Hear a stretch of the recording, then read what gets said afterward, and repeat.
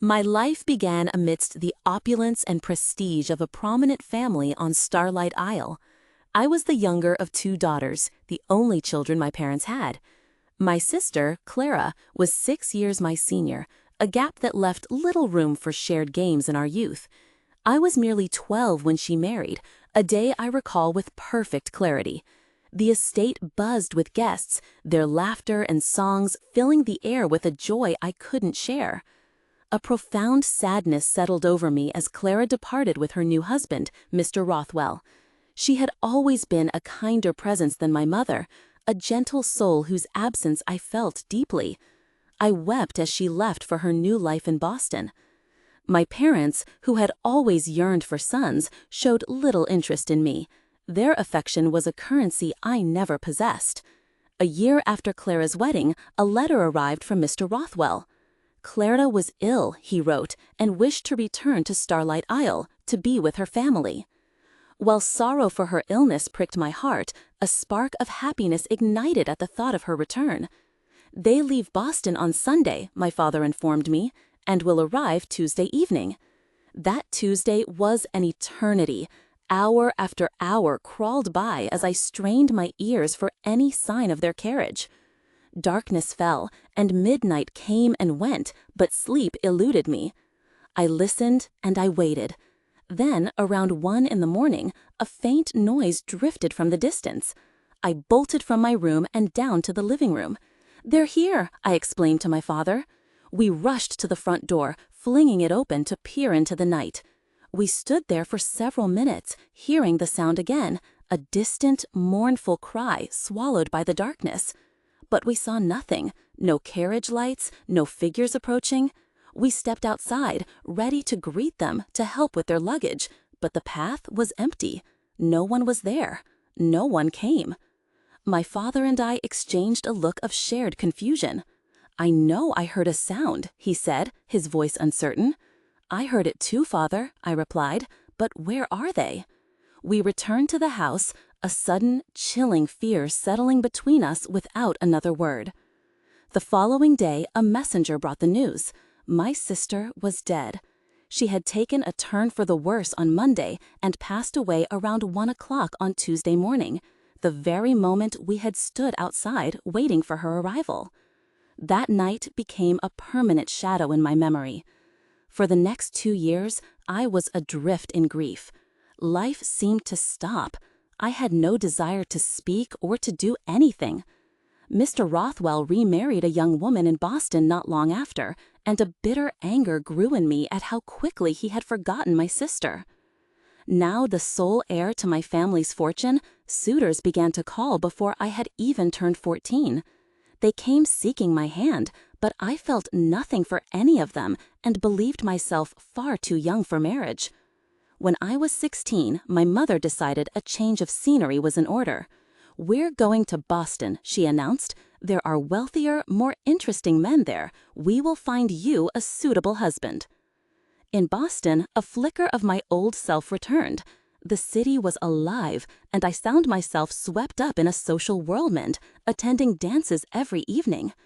Young men flocked to speak with me, and I enjoyed their company. I began to laugh again, the constant ache for my sister momentarily dulled. My mother, however, was focused on her goal. One evening, she entered my room as I prepared for bed. "Do you know Lord Blackwood?" she asked. "Oh, yes," I answered. "The grim older man from Blackwood Manor?" "He is not grim, and he is not old, Eleanor," she retorted sharply. "He comes from a very distinguished family, and he wishes to marry you. He says he loves you." "Loves me? He wants to marry me?" I was stunned. "Mother, he must be mistaken. I do not love him. I cannot marry a man I don't love." "Think about it, Eleanor," she said, her voice softening. "He is a good man, and this is a fortunate match." After she left, I sat in silence for a long time. Lord Blackwood was a kind, intelligent man. I didn't love him, no, but I did like him. He spoke of fascinating things, and I found myself more at ease in his company than I ever was at home with my parents. The next morning, I gave my mother my one-word answer: yes. Lord Blackwood and I were married the following spring. 2 days after the wedding, we bid my family farewell and journeyed to Blackwood Manor. 3 days later, I saw my husband's home for the first time. It was a beautiful estate nestled by a river with gardens full of trees and flowers. Birds chirped, the sky was a brilliant blue, and standing beside my husband, I felt a wave of pure happiness. "Come, my love," he said, "you must meet Martha. She manages the household and knows all its secrets." We entered the house, and I was introduced to Martha, a warm, elderly woman with smiling blue eyes. She gave me a tour of the manor, and a sense of excitement grew in me. It felt like a happy place, with women singing in the kitchen, men tending to fireplaces, and cats and dogs lounging everywhere. "Come with me now, madam," Martha said. "Let's see your bedroom. Then we can bring your bags up, and you can freshen up before dinner." I followed her to a large, dark brown door. "This is your room," she announced, opening it. I froze, a sudden chill of fear washing over me. Standing just inside the room was a tall, black shape. I couldn't discern what it was. At first, I thought it was a coat hanging on its own, empty of a person. I recoiled from the doorway, terrified. "Is something wrong, madam?" Martha asked, her brow furrowed with concern. "Nothing. Perhaps it was nothing," I stammered. "But I thought I saw something, a large black coat, just as you opened the door." Martha's face drained of color. "What is it?" I pressed, seeing the fear in her eyes. "It's a bad omen," she whispered. "When someone sees the black coat in this house, it means something terrible is about to happen to the Blackwood family. I saw it as a child, and the very next day, the old Lord Blackwood passed away. Something bad is coming, madam. I feel it." We went down to dinner, but my appetite was gone. I felt uneasy and frightened, but said nothing to my husband. I wanted to push the image of the coat from my mind and feel happy again. The next day, Lord Blackwood and I walked the grounds together. "I love this house and everyone in it," I told him, feeling content. "I'm so happy to be here with you." It's much better than Starlight Isle. My husband was silent for a long time, walking with his head bowed in thought. Suddenly he stopped, turned to me and took my hand. "Eleanor, listen to me very carefully," he said, his voice tense. "There is something I must ask of you. You may go into any of the rooms in the front of the house, and you may use the small garden by the back door. But you must never, under any circumstances, go into the rooms in the back wing of the building. Do you understand me, Eleanor?" His face was pale and strained. I understood his words, but not the reason for them. He was a different man here at the manor, never smiling, never laughing. I suspected the back of the house held some danger, but he refused to speak of it further. We returned to the house in silence, and once again I tried to bury my unease.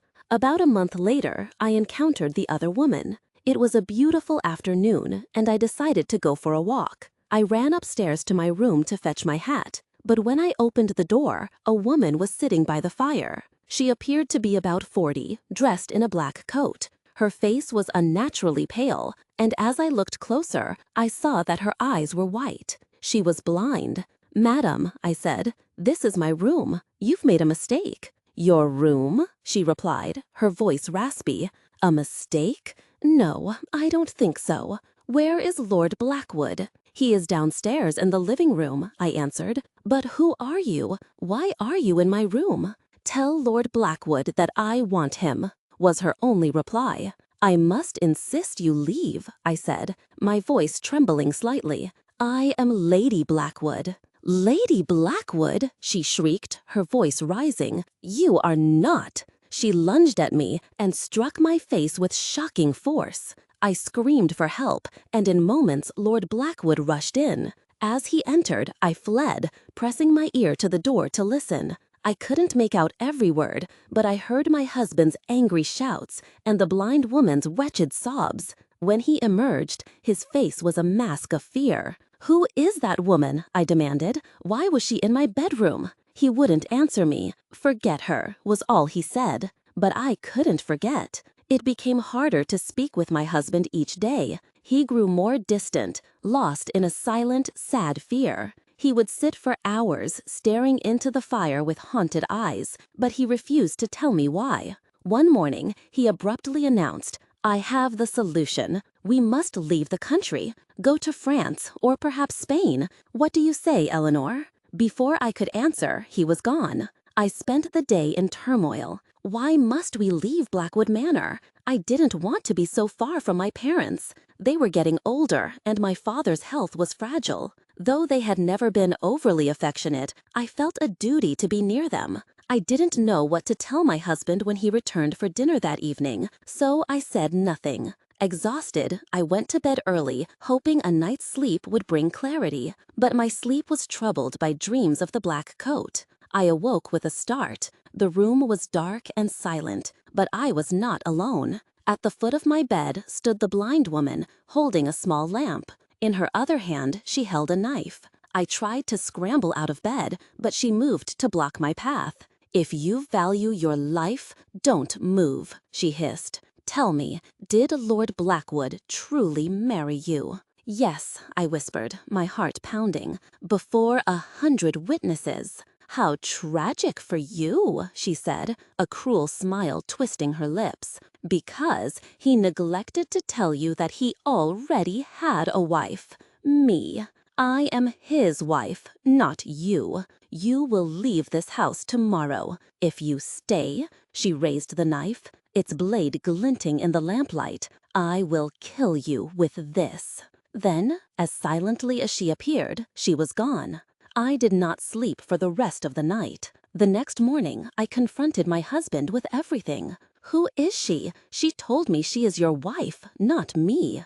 "Did you go into the back rooms?" he demanded, his voice laced with anger. "I told you never to go there." "I didn't. I was in my bed. She came to me. Please, just tell me what is happening." His face was ashen. He was silent for a long time before he finally spoke. "She is not my wife. You are. Don't listen to her. She is mad." With that, he left. I ran to find Martha, my composure shattered. I no longer understood my husband, and I feared this house. "Who is the blind woman?" I pleaded. "Oh, my dear lady," Martha said, guiding me to a chair. "Sit down. What I have to tell you is a terrible story. The blind woman, the woman in the black coat, she is dead. You saw her ghost. She was married to your husband. She was the first Lady Blackwood. No one knows for certain how she died. Her bedroom was in the back wing. On the night of her death, someone saw your husband with a knife. Did he kill her? It was never proven. When she was found, the knife was on the floor beside her. And her eyes, someone had gouged them out after she was dead. Perhaps, Martha whispered, he didn't want her to see his next wife. You." I didn't need to hear another word. I left that very day, too terrified to spend another night at Blackwood Manor. I knew the ghost of the blind woman would return to make good on her promise. I said my farewell to Martha, gathered my things, and instructed my driver to take me back to Starlight Isle. I am home now, living quietly with my mother and father. They are kinder to me than they ever were before. My dead sister Clara sometimes visits me in my dreams, but I am not afraid. She tells me that the blind woman is still at Blackwood Manor, searching for me, consumed by a jealous rage. But she can never find me here. She must wait for the next Lady Blackwood.